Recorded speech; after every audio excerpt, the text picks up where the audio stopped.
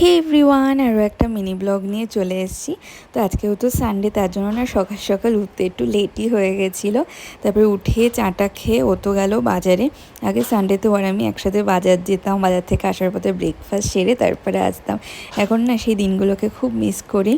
তো সকাল সকাল ও তো বাজার যাওয়ার পর আমি এখন এই বেলকনিটাকে পরিষ্কার করে এখন ড্রাই ফ্রুটসগুলো খেয়ে নেব। তারপরে বলতে বলতে না ও চলে এসেছিলো, আজকে অনেক তাড়াতাড়ি চলে এসেছে বাজার থেকে। তারপরে ব্রেকফাস্ট বানিয়ে নিলাম।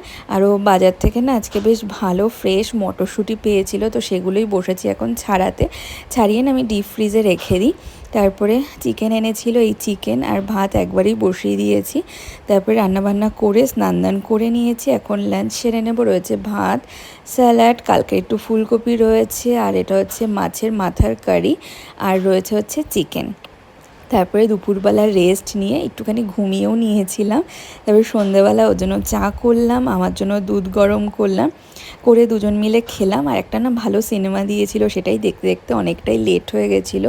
আর আজকে না অনেক দিন ধরে একটু ভাত ভাজা খেতে ইচ্ছে হচ্ছিলো, তাই রাত্রেবেলা করেছিলাম ভাত ভাজা। তো কেমন লাগলো অবশ্যই জানিও।